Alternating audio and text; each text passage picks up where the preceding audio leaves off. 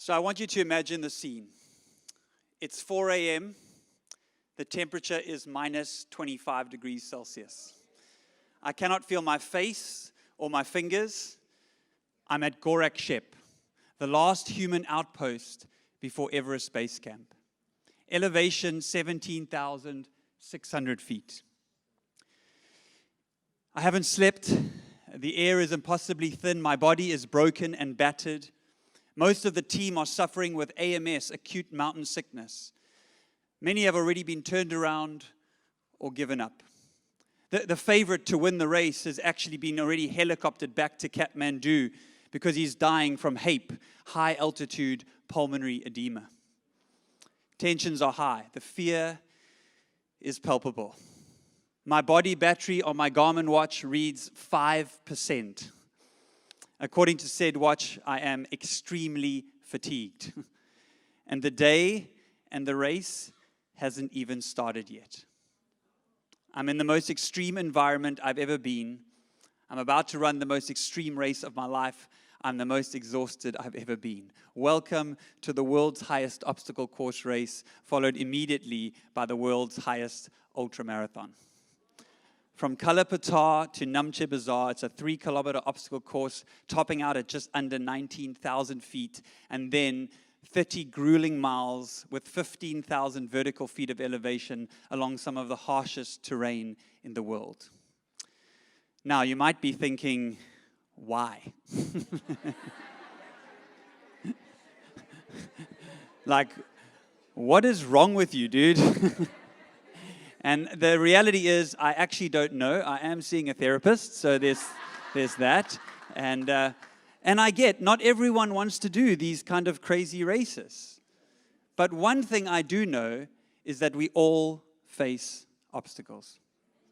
We all have our own mountains to climb and pain that we're dealing with.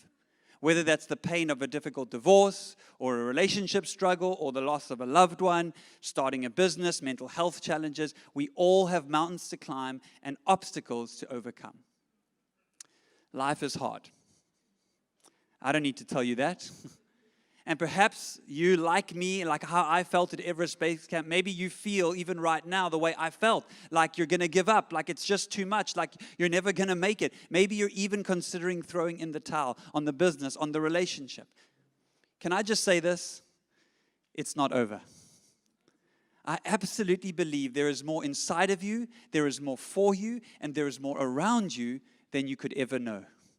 But in order to embrace that more, we have to learn to embrace the pain. That's the first lesson that I have for you from my Everest experience, and the first of 3 counterintuitive pieces of advice that hopefully I want to share with you today that you can take into whatever mountain or whatever obstacle that you might be facing right now so that you can come out stronger on the other side. You know, the first part of that obstacle course race was probably the toughest thing I've ever done. Like I said, the course was only 3 kilometers long, the first part, but in that 3 kilometers was a mile of elevation.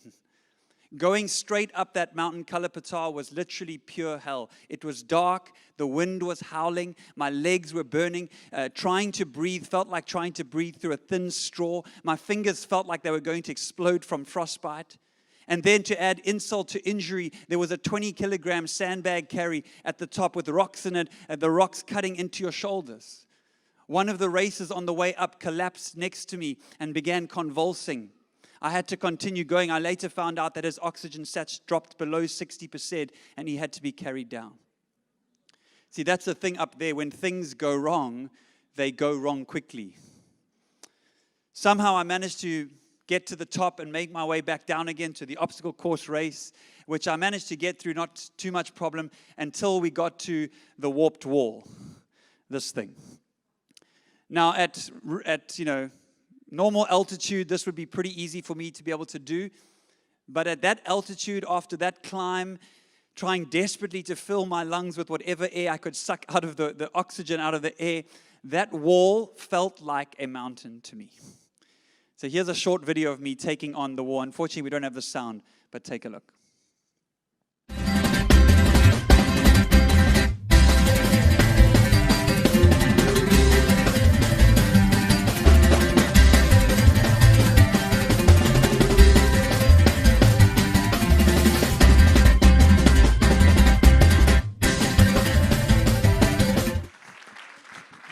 It's probably a good thing there's no sound because I may have let out an F-bomb at the top there.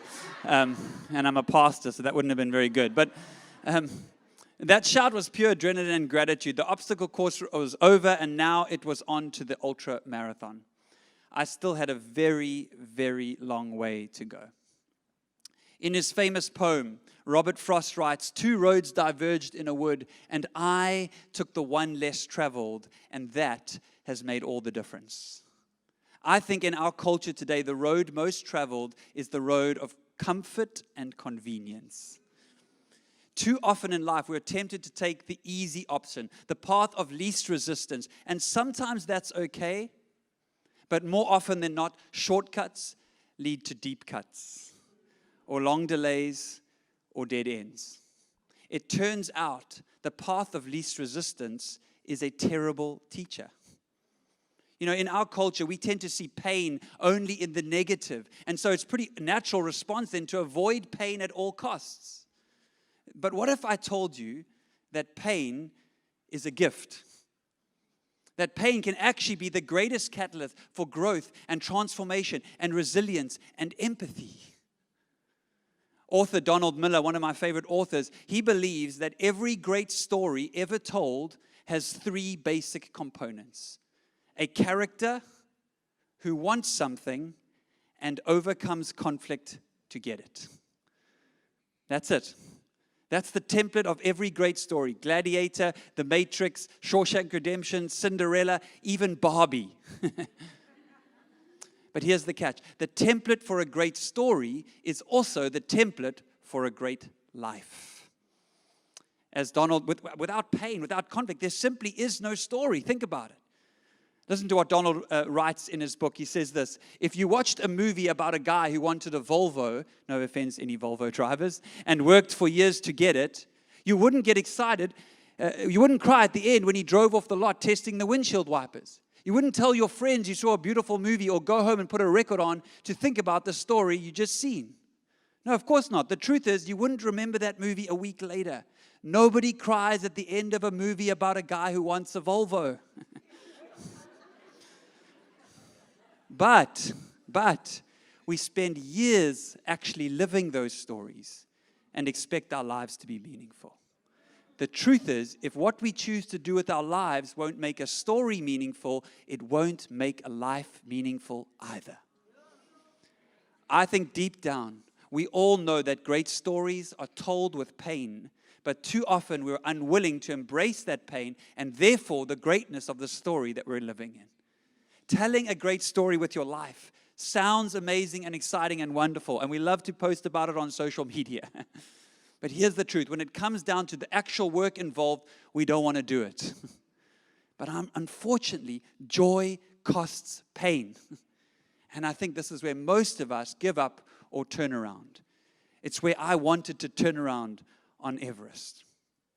So here's the big question. It's not my own, but it is a great question. Could it be that the difference between where you are and where you want to be is the pain you're unwilling to embrace?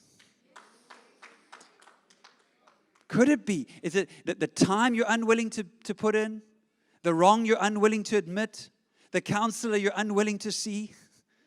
Maybe that is all that is standing between the you that you are and the you that you want to be. In other words, maybe the magic you're looking for is in the pain you're avoiding. So that's the first lesson. Embrace the pain. For the second lesson, I need to take you back to the marathon. And this is hard for me to describe because normally a marathon would take me around 3 hours. This took me 9.5 hours. My brother-in-law asked me afterwards, dude, why did it take you so long? I was like, bro, because I was running over this. This is not like a normal road run. The technicality of the terrain, the altitude, 15,000 feet of descent, but another 6,000 feet of ascent, your ankles constantly rolling, legs and lungs on fire. And for almost that entire time, I did not see a single other human being. For hours on end, it's just you and the merciless mountains. And that may freak some people out, but I actually loved it. I put my earphones in, and I just kept running. Worship music for the downhills, hip-hop for the uphills. That's a true story. I'm telling you, that's a tip right there. People have asked me, how did you do it? What made the difference? And I've kind of pondered that because I definitely wasn't the fittest. I wasn't the most experienced or the strongest there, but quite to the contrary. But I'll tell you what I was. I was the most pedantic. I was obsessed over the little details. And we'd been coached before, make sure your lips don't get chapped. Make sure you apply sunscreen. The sun's brutal up there. Never expose your neck to the wind. Make sure you layer correctly. Keep your toenails and fingernails clipped and clean. And at the time, I was like, honestly, do those things really make a difference? I mean, and I thought, but they did. They absolutely did. So many of the team members, their lips got chapped and cracked, which created infection, prevented them from getting the calories in, which then affected their performance and their sleep. Those who didn't layer correctly would overheat and sweat and then take their jackets off. And when the wind chill hit them, they would get chilled. And once that chill gets into your bones up there, it's hard to shake. All these small things added up and gave me, I believe, a slight edge. An edge that in those kinds of environments, and extreme environments, makes all the difference. So that's the second lesson I have for you for conquering whatever mountains or obstacles are in your way is this. Do the small things. Craig Rochelle says, it's the small things that no one sees that results in the big things that everyone wants. It's the small investments made consistently over a long time that have the biggest payoff, right? And that is true in every area of life, whether it's business, whether it's marriage, whether it's parenting, whatever it is. My wife and I, we've been married for 18 years this year. Usually when I tell people that, they look at me like, dude, how old were you when you got married? But I am a little older than I look. But here's what I've learned in 18 years of marriage. It's not the big holidays or the extravagant gifts that have made the big difference. Or the wedding rings, clearly. It's the little things that have made the biggest impact. The kiss when you get home. The holding of hands. The stacking of the dishwasher. Can I get an amen, ladies? Okay. The saying of those two important words. I'm sorry. And I know it tastes like vinegar coming out of your mouth, men especially. But these are the things that over time add up and build a lasting foundation. When it comes to living a life of passion and purpose, too often I think we get overwhelmed by all the things we want to do and change and fix that we become paralyzed. And it's all too much and we don't know where or how to start. And we fall into the trap of believing that in order to see big results, then I must be doing big changes. I'm here to tell you that simply isn't true. It's the small things that no one sees that results in the big changes that everyone wants. How do you climb a mountain? One step at a time. 34 people started the world's highest marathon. 4 finished. And these were all hardcore people, ex-Navy SEALs and Marines. And here I was, a random pastor from Durban. Yeah. When I started running the marathon, I wasn't even sure I would make it. I had a million doubts running through my mind. What if I break my leg? What if I get lost out here in the mountains? What if I'm just not strong enough? But then while running, I had my pause moment. And a new question came into my mind. Hey, Tom, what if it works out? What if it goes well? What if I have the race of my life? What if I use all this pain to my advantage? And that night at 5:21 p.m. in the dark, nearly 11 hours after starting the obstacle course race, I crossed the finish line of the Altitude OCR World Championships in second place.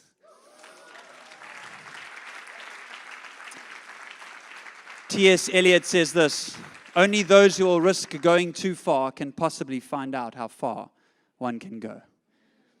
And that day, deep in the Himalayan mountains, I found out just how far I can go. And I came out realizing that I can, and you can, and we can go a lot farther than we give ourselves credit for. We all have mountains to climb and obstacles to overcome. But in order to do that, we have to learn to embrace the pain, to do the small things, and then my final counterintuitive piece of advice, stop dreaming. That's different. Let me explain.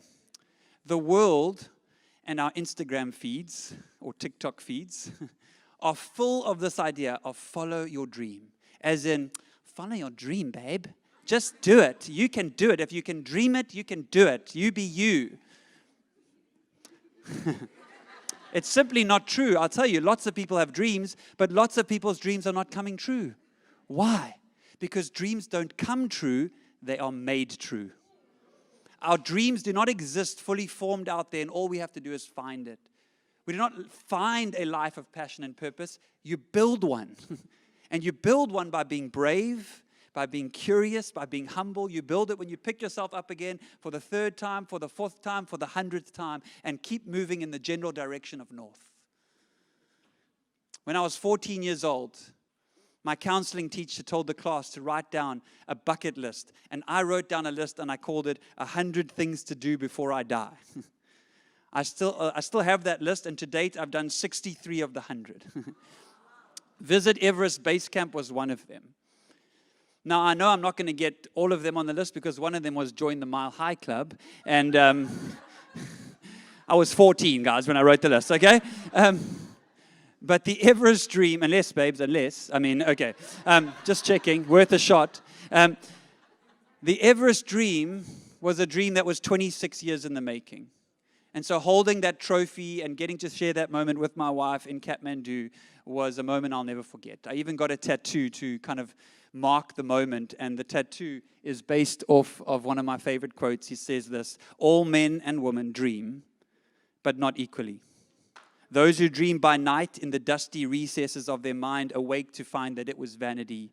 But the dreamers of the day are dangerous men, that they may act their dreams with open eyes to make it possible. So when I say stop dreaming, what I mean is don't just dream at night. Be dreamers of the day. Be dangerous men and women and work to make your dreams a reality. We live in a world that will try to knock those dreams out of you, but don't let it, because you and I were not built for a life of mediocrity. Let me close with this. It's an ancient Hebrew parable. It says this: come, said the teacher, let us go up a mountain.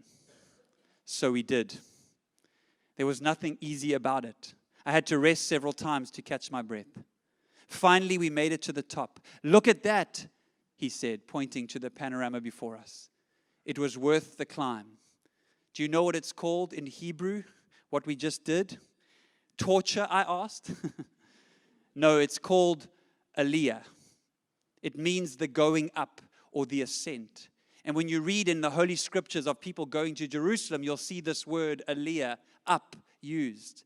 Not just because of the physical terrain, but because Jerusalem is the holy city. And so to go to Jerusalem is to make an aliyah, the upward journey. A spiritual people must make a spiritual journey. What's the journey, I asked. Your life, said the teacher. Your entire life is the aliyah. It is to be an upward journey. And every day you'll be given choices. Every choice will give you the chance to go lower, to stay the same, or to go higher. Choose the higher path, even if it's harder. Take the higher step, and then your life will be an aliyah. Thank you.